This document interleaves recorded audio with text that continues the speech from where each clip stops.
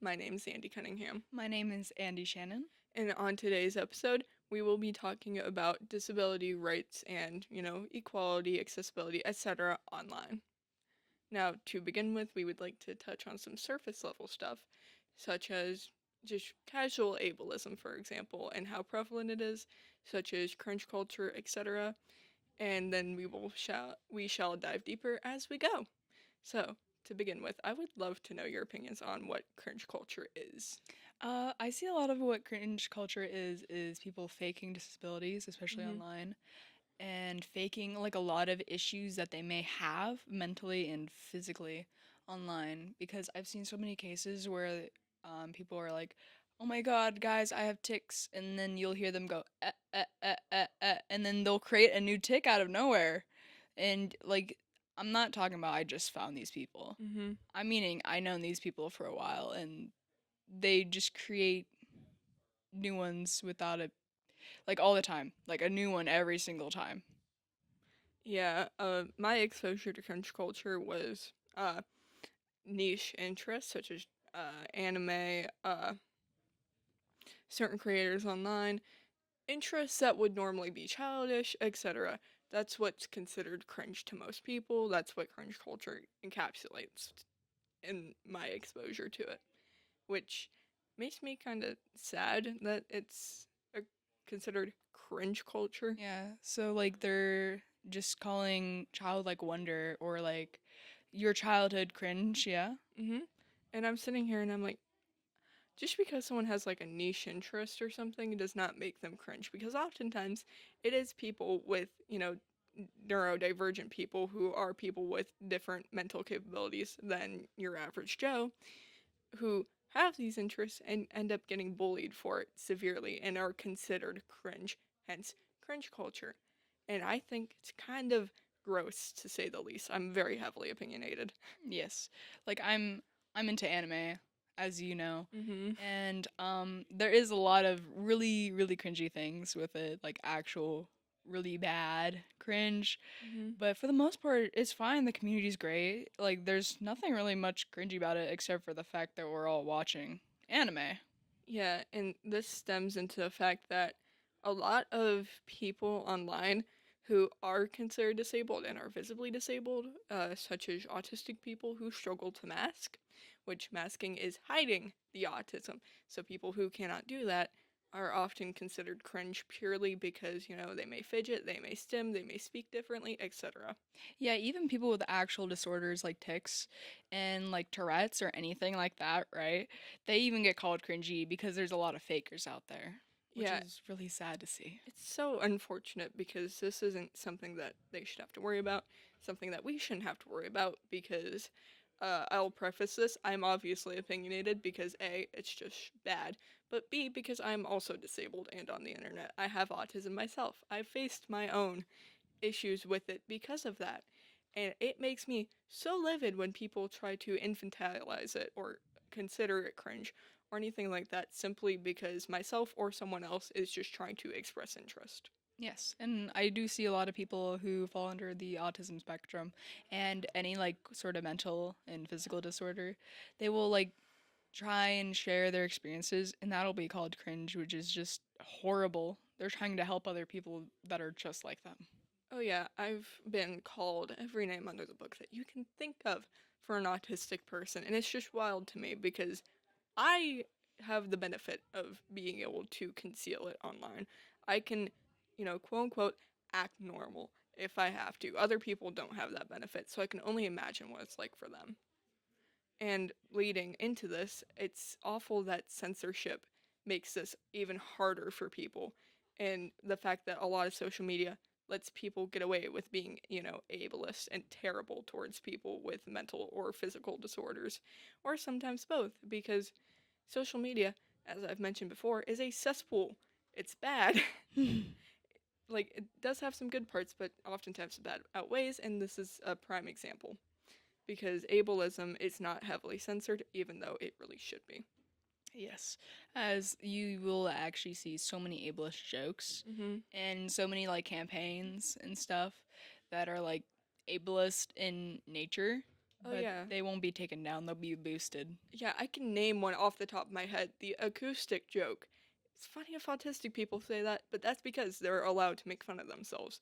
Autistic people are allowed to make fun of themselves, obviously, because that's their own disorder. That's their own identity. They say whatever they want about it because it's theirs. But if you don't have autism, please tell me why it's funny to you. I'd love to know. Please inform me because, as far as I'm concerned, that's just being mean because that's insinuating that autism equals stupidity, and that's not fair nor correct. And another uh, ableist joke that I see online sometimes that you may have experienced as well is, well, it's less of a joke, more of a threat, but people saying that certain mass casualties should have worked better. Anyways, uh, so that's an issue that I see a lot online is that some people say that, selective breeding should take place, certain children should have been aborted. I see that a lot on actually Down syndrome posts. A lot of people say that children with Down syndrome should have been aborted or should have been given up, and it Yeah. hurts. And there's actually a lot of instances in like person that you can see this where a Mm-hmm. lot of like quote unquote Karens will take their child to the doctor and be like, my child has autism, he has a disease, it's incurable, it's disgusting, and then they'll try to start campaigns online about how to get rid of this quote unquote disorder. Autism Speaks. Okay, this is opening Pandora's box for me because I know a lot about this. I am autistic myself, as I mentioned earlier, and therefore I've done research on it. And Autism Speaks is a corporation from the depths of the darkest underworld because their entire campaign for a very long time was that autism needed a cure, that autism was this terrible thing that broke up families and happened for XYZ reasons, and then come to find out that fun fact, there's a lot of autistic celebrities. Uh, B, a lot of autistic people live relatively normal lives. Case in point, myself. I'm living a relatively normal life. Do I have instances where it's not quite working out? Yeah, sure, but everyone does. I don't see how that's distinctly different. And people act like autism's this great burden when it's not. You just need to have compassion. Yeah. And that leads me into an issue that is related to this, and that is hate crimes against disabled people and hate speech against disabled people. Because I did mention this earlier.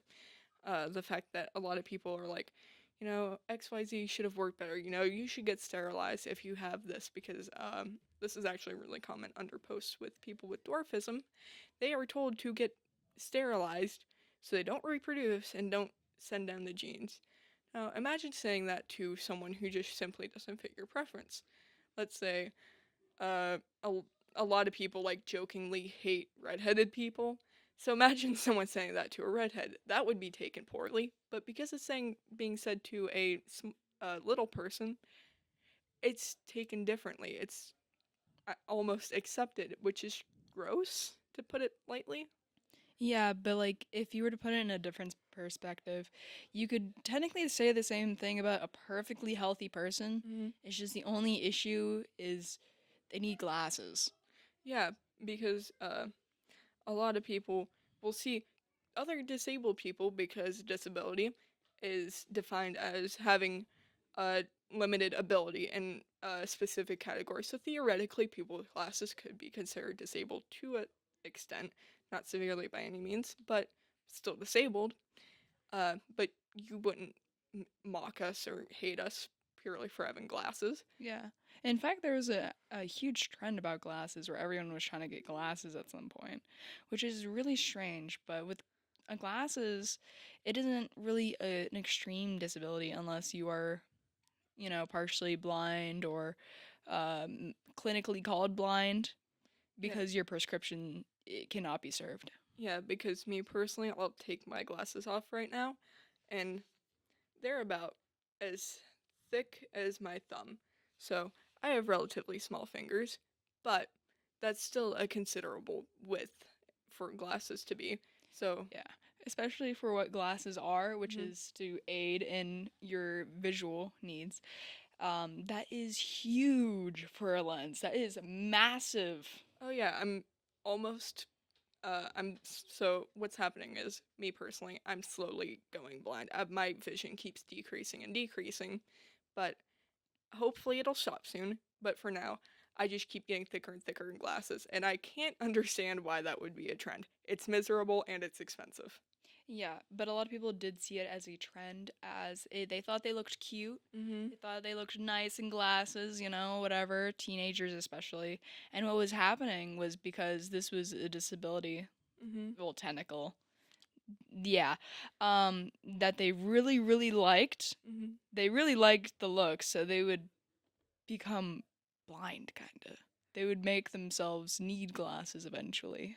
Yeah, because so this is from personal experience. This is just an interesting tidbit from my personal life. I had a friend who got contacts just to get glasses without lenses because they fit their aesthetic better. I would love to have known to think through on that when they could have just gotten glasses that looked like that actually served the correct purpose instead of doubling up like that. So that was Yeah. interesting. Yeah, for me at least, I'm gonna get my new pair of glasses Hmm. and a pair of contacts with it. By any means, I do not like it, but I want to read, so. Yeah, being able to read, absolute blessing. But to dig deeper on this, that actually brings up something that I wanted to speak on, and that's healthcare for disabled people and the absolute disadvantage that they face because they're taken less seriously. Because, for example, people with chronic pain are considered disabled people, and they may be taken less seriously whenever they come into the ER or the doctor to get treated for something, because the doctors will simply think that they are complaining about something that they already experience on a day to day life. Now, forgive my mansplaining, because some of you may already know this, but this is for the people who don't. For people with chronic pain, there's something called base level pain. That is the pain that they experience on a daily basis. So, on a scale of 1 to 10, that could be anywhere from 1 to around 4 or 5. Now, a flare up pain could reach 10. Like, it could reach beyond 10 for this person. I'm just speaking from personal experience. My flare ups would normally be around an 8 or a 9. And flare ups are debilitating, and that is something that I wish more doctors knew, because the amount of people with chronic pain that have been dismissed because of their chronic pain is absolutely baffling. Yes. And, Because, like, they'll be like, I hurt here really bad. mm-hmm, And they'll just think, oh, it's just your normal, yeah? mm-hmm, Instead of being like, oh, you're complaining about this pain specifically here, mm-hmm. now? Because it means, hey, it hurts way more than usual. Fix it. Yes, because let's think about this for a second.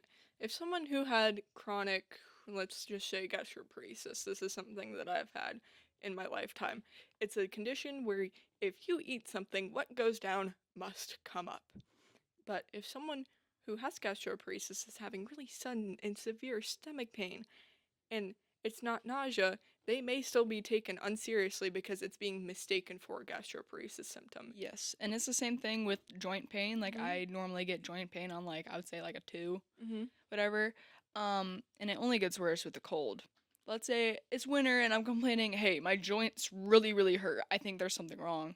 They'll take me less serious as it's probably winter. They might be like, oh, hey, we might need to put you in because, it's winter and there's a lot more broken bones during the season.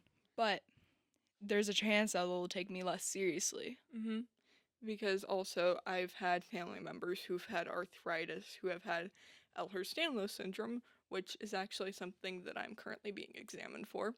And to put it in layman's terms, connective tissue, which keeps your joints together, may as well just be Laffy Taffy at this point. It doesn't do its job correctly at all. So it's like jello. Yeah, so people with Ehlers-Danlos syndrome experience frequent dislocations. Well, because of this, if they go to the hospital with a severe dislocation, they may be taken less seriously because they have them so frequently. For example, I dislocate my right shoulder very often, almost on a weekly basis, and I struggle to put it back in, but it's gotten to the point where I've just given up on going to the hospital to get it repaired, because the cost, but B, if you go in enough times, they won't do anything anymore. So what's the point, really? Yeah. And I've had family members with arthritis who have broken bones and been taken less seriously because it was assumed to be arthritis pain, which is ridiculous. And I can only imagine how many unnecessary deaths this has caused in medical settings. Yes. Which also reminds me of wheelchairs. Hmm. There's a lot of places that say they're quote unquote wheelchair accessible. Yes. And especially with the people around them as well, because there's been like a large trend. It's been a trend for I don't know how long, but it's been there for so long. Hmm.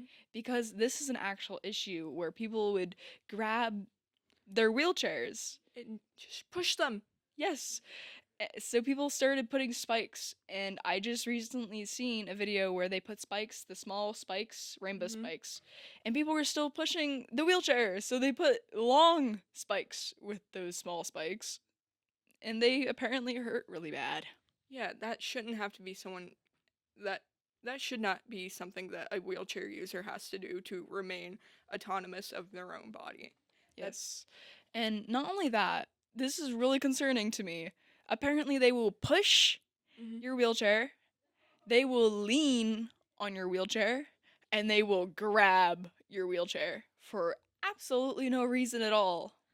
Hence the fact that if I were to ever obtain a wheelchair for my personal joint issues, I will be protecting it as much as I can because obviously many wheelchair users find their wheelchair to be an extent of their own body because it's practically their legs at that point. It is what's moving them Yeah. around. And not only that, like, there's so many places that say they're quote unquote wheelchair accessible, Hmm. but they'll sit there and they won't have a ramp.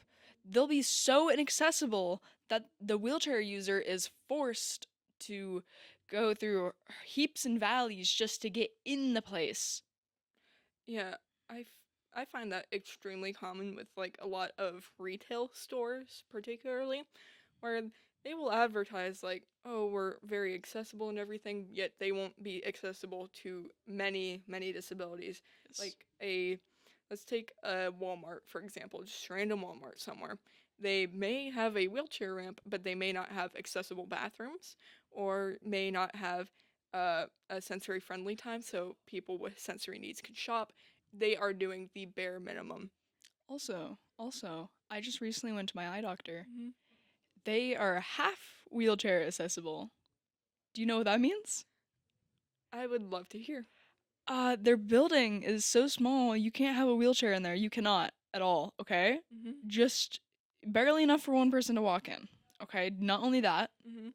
it's half wheelchair accessible because there's a little ramp that leads up into the place, but then there's a flight of stairs that you need to take to get into the building. And the and the stairs are cracked and old and weathered. So if you wanted a wheelchair, it's impossible. It's half wheelchair accessible. So, I don't know how they did that. me neither, because I feel like once you put the ramp in, you figure out from there, oh, we should have more ramps. But apparently that escaped them. And that's unfortunately really common, which honestly I wish it wasn't, because as a disabled person myself, I would love to be able to do things like everyone else. Because I need a mobility aid, or I will soon. I currently don't use one, but I am awaiting one. And for now, I'm just relying on everyone else to be aware of disabilities. So hopefully you have learned from this and hope